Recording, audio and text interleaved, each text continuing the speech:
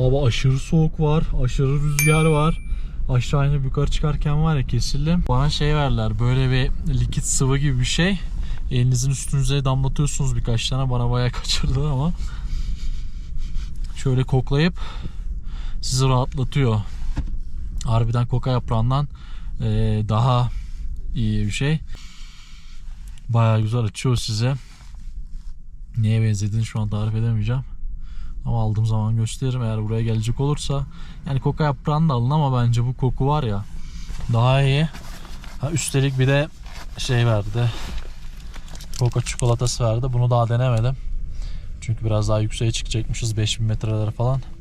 Oraya çıktığımızda bunu atmayı düşünüyorum. Lazım. Şu an Laguna Blanco'nun üzerinden geçiyoruz arkadaşlar. Beyaz Göl'ün şu şekilde inceldiği kısım. Bunun hemen şöyle karşısında birleştiği ise Laguna Verde, yani yeşil lagun diyorlar buraya. İki göl bu tam da bu noktada birleşiyor. Artık burada tabi beyaz lagun bitmiş oluyor. Buralar artık son kısımları. Abi bu arada şöyle düşünmek gerekiyor. Düşünsenize yüzlerce yıl önce buraya gelen İspanyollar atlarla eşeklerle burayı keşfederken abi koskoca Atakama çölü, yani su yok, bir şey yok. Yani şimdi gibi modern pusula yöntemleri yok. Yani bu gölleri keşfetmeleri çok güç olmuştu. Çok zaman almıştır sonuçta. Kocaman bir çöl yani. Bence birçok insan ölmüştür burada. Ayrıca az önce gösterdim Laguna Verde, yani yeşil göl toksik içeren bir su üretiyormuş. Yani su buldum diye seviniyorsun ama içtikten sonra ölebilirsin yani. Şuradan Yeşil Göl ve Beyaz Göl'ün birleştiği yer daha belli oluyor arkadaşlar. Şurada şu ince kısımdan geçtik araçla beraber. Dışarıdan tekrar çekeceğim. Çok rüzgar olduğu için sesim belli olmuyor.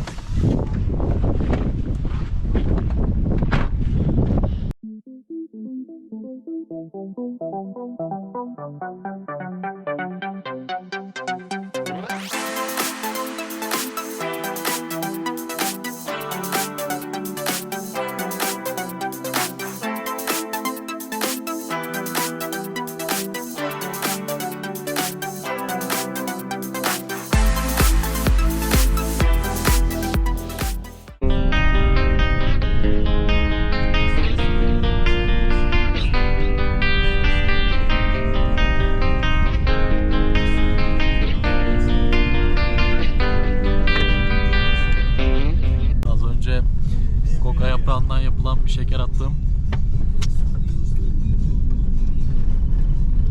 Şöyle bir şey.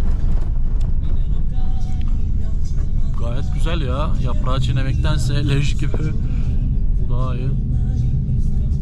Yalnız emmeye çalıştığınızda emilmiyor dilinizin altına aldığınızda falan. Bu şekilde akımlar olabilir içerisindeki şeylerden. Biraz kötü hissetmiştim, o yüzden attım. Çünkü yavaş yavaş rakım yükseliyor arkadaşlar. Dışarısı da toz duman. Bu şekilde irili ufaklı taşlar var yerlerde. Yalnız yol yok yani. Yol derken öyle asfalt falan değil tabi. Belli belirsiz yol olur ya, arabalar birkaç kez geçtikten sonra. Öyle bir yol yok. Yani buraya öyle kendi aracınızla, kiralık araçla, otostopla buralar öyle yapılacak işler geçilecek yollar değil arkadaşlar. Burada ölürsünüz yani. Bu tür turlara katılmanız bence mecburi gibi bir şey. Çünkü koca çölü geçiyorsunuz. San Pedro Atakama'dan, ardından Bolivya'da tekrar bu çöl devam ediyor. 2 gece bu çölü devam edeceğiz yani, düşünün. Koca bir çöl. Tehlikeli abi. Şurada görüyor musunuz bilmiyorum ama Picuña adı verilen bir hayvan var. Lamaya benziyor ama lama değil. Vahşi bir hayvanmış buranın. Vahşi hayvanlarından biri. Lama ceylan karışımı bir şey. Bu arada yanlış olmasın arkadaşlar, şöyle önemli bir bilgi vereyim. Bu bizim şu an turla beraber kullanmış olduğumuz yol Bolivya'daki Uyuni'ye giden, Salar'da Uyuni'ye giden sınır geçişinin yolu.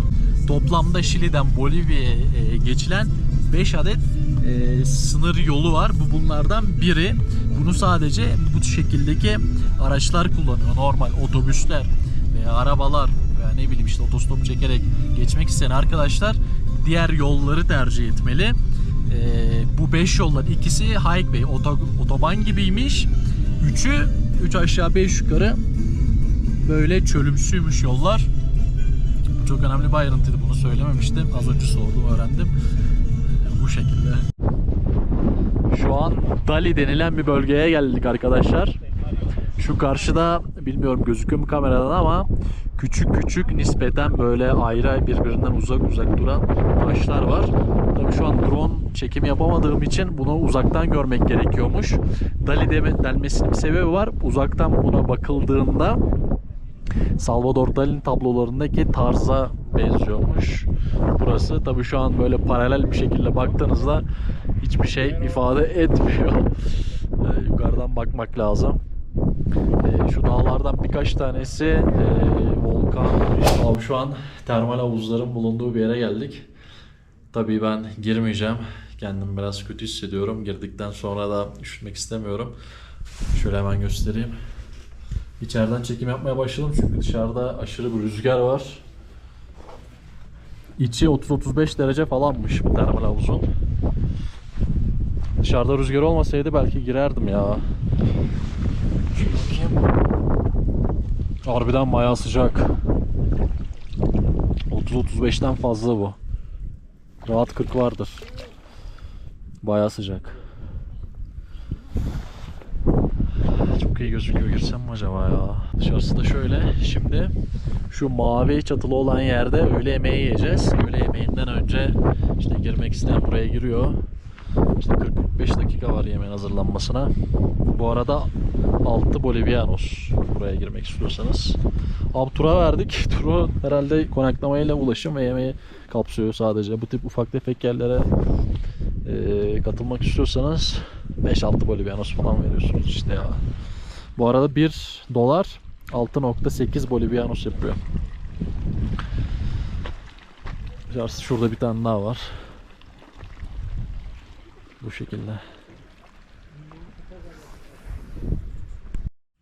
Tuvalete de para verecek kadar aptal değiliz. Şuraya hemen işimi hallettim arkadaşlar. Her şey para çünkü ya. Her şey para abi ya. İşemek, bilmem ne yapmak. 4 Bolivianos, o da 60-70 sente falan denk geliyor. Açık abi zaten, ne tuvaleti ya. İşediğin yerde zaten dışarı çıkıyor sonra. Burada banyo. Burası küçük restoran gibi ama siz kendi getirdiğiniz yiyecekleri falan yiyorsunuz burada. Şu şekilde bizim öğle yemeğe hazırlanıyor ileride. Yemek yiyeceğimiz yer böyle bir yer. Şu tuvaletler var. Şurası restoran kısmı, içerisi bayağı sıcakmış. Taştan ya, bütün gün sıcağı alıyor.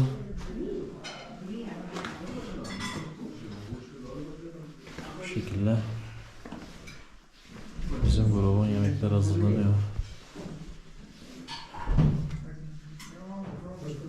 Abi inşallah kahvaltı falan yemeyiz bu şekilde. Hola.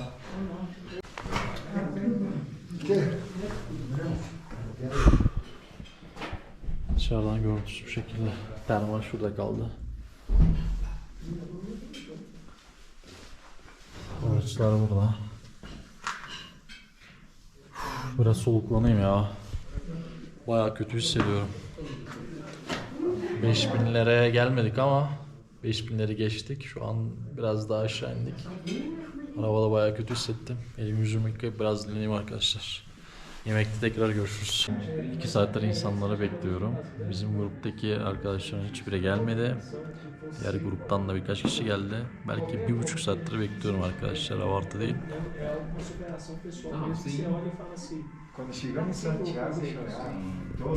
Olmuş. Yani grupla bir şey yapmak bela ya. Bela yani. Öleceğim açlıktan birazdan. Ya adam size dedi yarım saat şu termal içine girin. Sonra gelin abi ya, hiç kontrol yok, bir şey yok abi, böyle şey mi olur ya? Başladı arkadaşlar, açık büfe, kendiniz gidip alıyorsunuz. Şurada sığır eti, patates püresi, brokoli falan, başta brokolileri gördüm. Sonra getirdiler, dedim inşallah brokoli yemeyiz.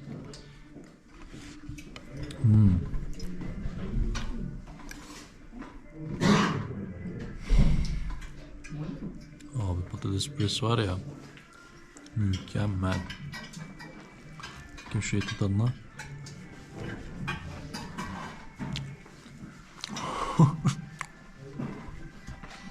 Çok iyi. Bilmiyorum uzun zamandır aç olduğum için mi ama tereyağda pişirmişler eti. Bayağı içecekli kolayla su var.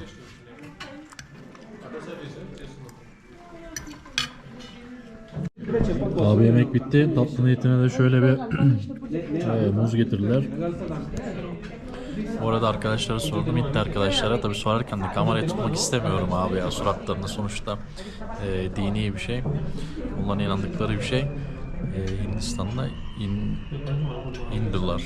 Hindular sadece büyükbaş eti yemiyormuş. Yani büyükbaş derken artık boğa da bunun içine giriyor mu bilmiyorum ama inek herhalde, dişi olanı yemiyorlar. Et olarak küçük baş yiyorlarmış. Koyun eti. Özellikle koyun eti olduğunu söyledi. Sheep dedi. Onun dışında büyük baş yemiyorlar, inek. Bu da böyle bir bilgi olsun. Yani Hindistanlı arkadaşlarla bir gruba katılmanın böyle farklı da bir kültürel olay oluyor. Hayatımda ilk defa bir Wi-Fi'nin ücretli olduğunu duydum arkadaşlar. Az önce sordum şuradaki daykolara. 10 Bolivianos'muş. Yani kaç saat kaç dakika bilmiyorum, zaten çok da bak niye olmuyor burada yemek falan yedikten sonra. Zaten çöldeki internet ne kadar hızlı olabilir ki? 10 böyle Bolivianos'ta aşağı yukarı $1,5 yapıyor. Yani hızının nasıl olduğunu bilmediğim bir internet. Abi gerçekten bu turda söylenen şeyler dışındaki her şey ücretli. Her şey. Tamam, yemek konaklama değil. Orada yazıyor çünkü başta kabul ediyorsun ama onun dışındaki her şey, tuvaletten termale, Wi-Fi'ye kadar her şey ücretli abi. O yüzden zaten San Pedro Atacama'da Şili'deyken yanınıza Boliviano almanız gerekiyor arkadaşlar. Geç geçiyor zaten. Abi bu Hindistanlılar iyi, hoş, güzel insanlar da aşırı yavaşlar ya. Ben bu Latinlerin daha yavaş olduğunu düşünüyordum ama Hindistanlılar fena yani. Yani 2 saattir onları bekliyoruz ya. 2 saattir ya. Ya şoför var ya, kornayı bozacak neredeyse ya. Abi yemeklerini hızlıyorlar aslında ama abi gidelim falan dedi şoför. Yani bindik ben bindim yani. Niye bekliyorsun abi yani, gelsene ya, at çantana gel, böyle bekliyorlar salak saçma sapan.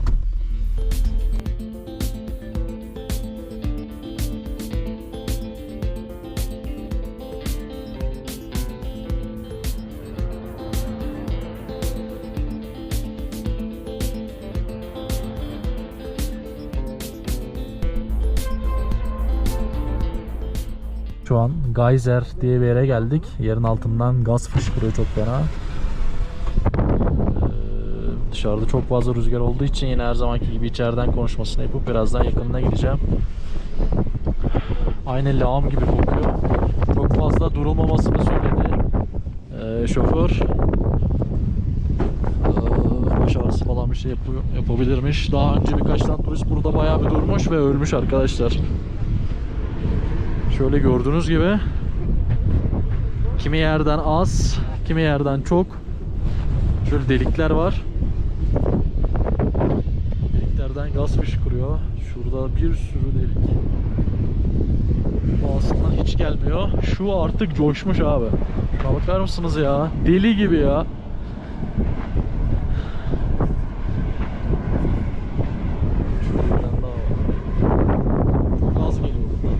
Şu var ya, coşmuş ya.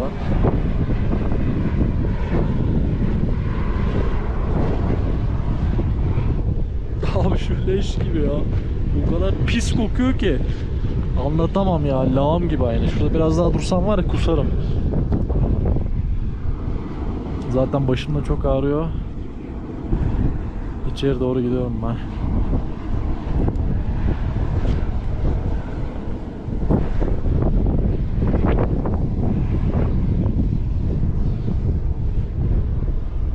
Şöyle tekrar ara ara Bolivya ve Şili arasında sınır geçişlerini sağlayan yerler var arkadaşlar. İçeride askerler falan var. Bilmiyorum buradan gözüküyor mu? Abi bu çölde de kim Şili'den Bolivya'ya kaçak geçmek ister ya? Şuraya bakar mısınız? Binlerce hektarlık bir çöl. Ya burası şey değil ki Meksika, Amerika Birleşik Devletleri sınırı değil ki abi. Böyle bir...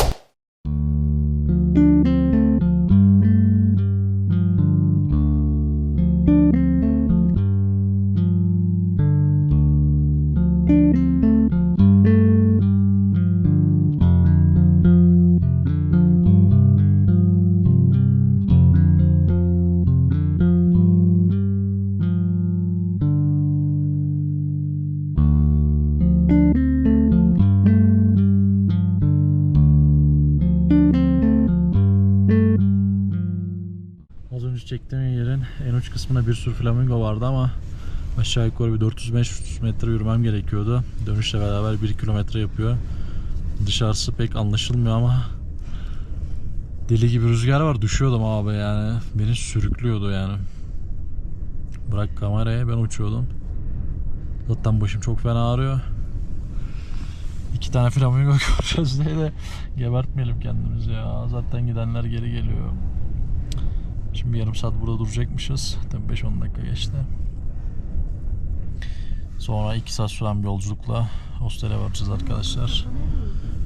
Dışarısı var ya uçuruyor. Toz, duman.